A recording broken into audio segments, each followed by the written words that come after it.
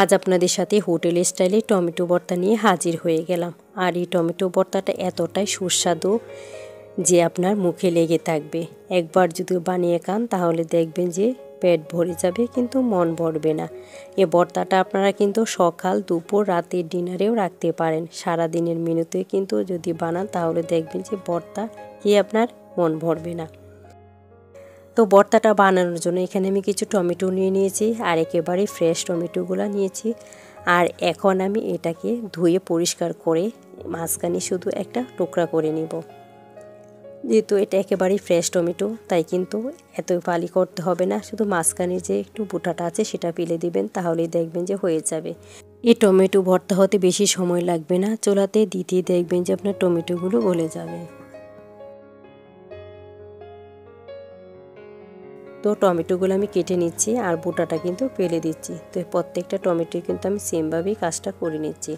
তো টমেটোগুলো আমার কাটা হয়ে গেছে, তো কাটার পর আমি বাটিতে আবারও তুলে নিচ্ছি। আর এখন চলে যাব আমি এটা প্রসেসিং করতে। তো চুলায় কিন্তু একটা ফ্রাই প্যান বসিয়ে দিয়েছি। ফ্রাই প্যানটা গরম হওয়ার পর এখানে দিয়ে দিলাম বেশ কিছুটা তেল।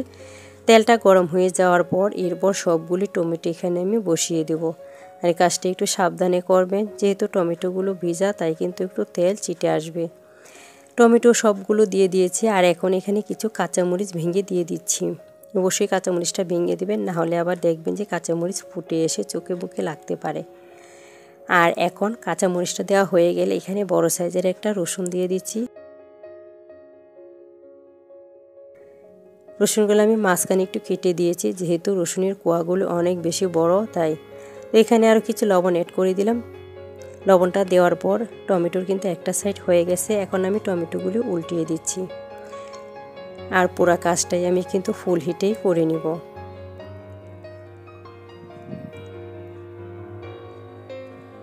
যদি অল্প আঁচে করেন তাহলে দেখবেন যে অনেক বেশি টমেটোতে পানি উঠে যাবে, তাই কিন্তু অল্প আঁচে করতে যাবেন না। চুলাটাকে একেবারে বাড়িয়ে দিয়ে কাজটা করে নেবেন, আর চুলার পাশে থেকে কিন্তু ভর্তাটা বানিয়ে নেবেন। আর আমি কোনো প্রকার হাতের স্পর্শ ছাড়াই কিন্তু আজকের ভর্তাটা শেয়ার করব। আশা করি আপনাদের কাছে ভিডিওটা ভালো লাগবে ইনশাআল্লাহ। যদি ভিডিওটা ভালো লাগে তাহলে কিন্তু একটা লাইক দিতে ভুলবেন না। তো আমি কিন্তু কিছু সময় উল্টিয়ে পাল্টিয়ে স্কিনটা কিন্তু আমি ফেলে দিয়েছি। আর অবশ্যই কিন্তু টমেটোর স্কিনটা ফেলে দিবেন, কারণ এই স্কিনটা কিন্তু আপনার খাবার সময় অনেক বেশি বিরক্ত লাগে। টমেটোর স্কিনটা ফেলে দিয়ে এখন কিন্তু আমি টমেটোগুলো একটু ভেঙে চটকিয়ে নিচ্ছি।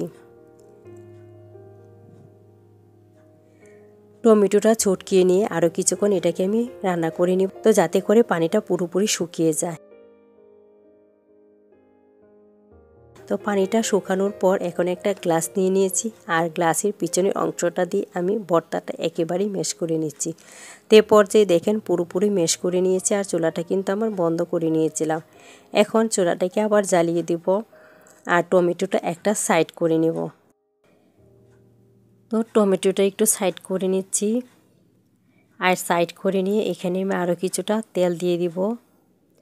আর তেলটা একটু গরম হয়ে যাওয়ার পর এখানে আমি কিন্তু একটা বড় সাইজের পেঁয়াজ কুচি দিয়ে দেব। তো এখানে কিন্তু আরও 2 টেবিল চামচের মতো তেল দিয়ে দিয়েছি, আর একটা বড় সাইজের পেঁয়াজ কুচি করে নিয়েছি, সেটাও দিয়ে দিয়েছি। তো আপনারা যদি চান তাহলে কিন্তু পেঁয়াজটা আলাদা অল্প তেলে ভেজেও কিন্তু এখানে দিয়ে দিতে পারেন। তো আমি কিন্তু একসাথেই করে নিয়েছি কাজটা। তো পেঁয়াজটা দিয়ে আমি আর একটু লবণও দিয়ে দিলাম, কারণ অফ ক্যামেরা আমি চেক করে নিয়েছি যে এখানে একটু লবণ লাগবে, তাই কিন্তু আমি একটু লবণও দিয়ে দিয়েছি। আর এখন এখানে দিয়ে দেব সামান্য জিরে গুঁড়া। আমি এখানে হাফ চা চামচের মতো জিরে গুঁড়া দিয়েছি, আর হাফ চা চামচের মতো হলুদ গুঁড়া দিয়েছি। জিরে গুঁড়াটা অবশ্যই দিবেন, আর হলুদ গুঁড়াটাও একটু দিবেন, কারণ তাতে কালারটা ভালো আসবে। আর এখন ধনিয়া পাতা কুচি দিয়ে আমি সবগুলো উপকরণ একটু মিশিয়ে নিচ্ছি, আর আবার একটু নেড়েচেড়ে এরপর চুলাটা আমি বন্ধ করে দিব। তো পুরো কাজটাই কিন্তু চুলার পাশে থেকেই করবেন, না হলে কিন্তু লেগে যাবে। আর চুলাটাকে বাড়িয়ে রাখলে কিন্তু আপনার পানিটা তাড়াতাড়ি শুকিয়ে যাবে। তো আমার ভর্তাটা হয়ে গেছে, আর এখন আমি ভর্তাটা একটু পরিবেশন করেও দেখিয়ে দিচ্ছি। তো এই ভর্তাটাই কিন্তু আপনারা অবশ্যই একবার বাসায় ট্রাই করবেন। ভিডিওটা যদি ভালো লাগে চ্যানেলটা সাবস্ক্রাইব করে পাশেই থেকে যাবেন, পাশে থাকা বেল আইকনটা প্রেস করে দিবেন, এতে করে প্রথম নোটিফিকেশনটা আপনার কাছেই চলে যাবে। বেশি ভালো লাগলে ফ্রেন্ড ও ফ্যামিলির সাথে শেয়ার করবেন। তো ভালো থাকবেন, আল্লাহ হাফেজ।